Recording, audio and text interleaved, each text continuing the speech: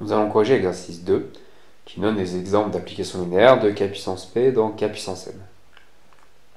Donc première application, de r³ dans r³, à x, y, z, on associe x carré plus z, y plus z, z plus 1. On demande si, donc ça c'est toujours l'expression analytique, on vous demande si ça définit une application qui est linéaire. Donc on se doute que non à cause du carré. En fait, il y a aussi un problème à cause du 1. Donc si on fait l'image du vecteur nul, on trouve 0, 0, 1. Or, si f est linéaire, on doit trouver le vecteur nul. Donc f n'est pas linéaire.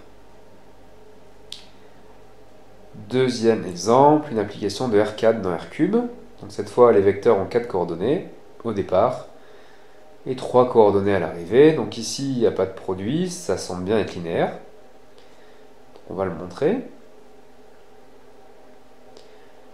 Donc il faut calculer phi de lambda u plus v en prenant u et v des vecteurs de R4. Donc pour utiliser l'expression analytique, il faut donner des noms aux coordonnées de u et v. Donc u ici et v ici. Donc par définition des opérations de R puissance 4, lambda u plus v, c'est ce vecteur. Donc si on applique phi à ce vecteur, donc si vous voulez dans votre tête, vous pouvez l'appeler grand X, grand Y, grand Z, grand T, et vous utilisez cette formule avec grand X, grand Y, grand Z, grand T.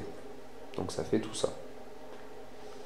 Donc là, on regroupe comme ça commute.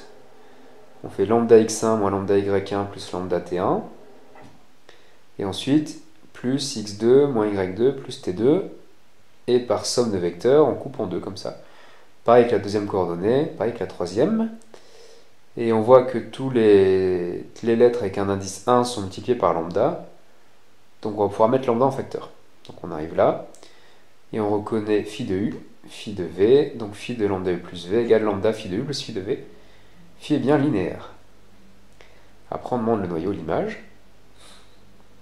Donc pour le noyau, eh bien on utilise l'expression analytique ici. Si le vecteur x, y, z, t dans le noyau, ces trois expressions sont nulles. Donc on obtient ce système qu'on met sous forme réduite de Gauss. Donc là par rapport à x, c'est bien échelonné. Ensuite, comme deuxième inconnu, on prend t, parce qu'il n'y a pas de t ici. Et puis là, on prend z. Donc il faudrait écrire x, t, z, y. Bon là, on voit bien quand même.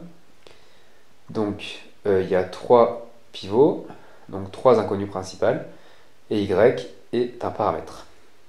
Donc on va trouver une droite. C'est la droite engendrée par moins 1, 1, moins 1, 2.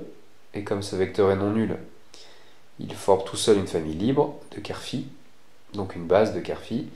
Donc la dimension de ker phi, c'est 1. Alors pour l'image, donc là, on utilise la première méthode qu'on a vue en cours. On dit que l'image de phi, c'est l'ensemble des phi de x, y, z, t, où x, y, z, t décrivent R4. Donc on remplace. Et si on sépare les paramètres, donc ça fait x fois le vecteur 1, 2, 0, plus y fois le vecteur moins 1, 1, 1, plus z fois 0, moins 1, 1, plus t fois 1, 0, 0. Comme ici, y, z, t sont quelconques, c'est ce qu'on appelle vect de ces quatre vecteurs, qu'on va appeler V1, V2, V3, V4. Alors, comme on a 4 vecteurs de R³ qui est de dimension 3, on est sûr que cette famille est liée. Donc on cherche une relation, on trouve V2 égale ceci. Donc on enlève V2, et on arrive là. Alors la famille V1, V3, V4, qui est là, on voit que sur la droite, il n'y a pas de 0. Ici, il n'y en a qu'un, ici, il y en a 2, donc elle a des coordonnées échelonnées, donc elle est libre. Donc elle forme une base de l'image, donc la dimension de l'image, c'est 3. Or, en fait, c'était inclus dans R3, l'espace d'arrivée, qui est de dimension 3. Donc l'image, c'est R3. Et donc on a trouvé que phi était surjective. Mais par contre, elle n'est pas injective.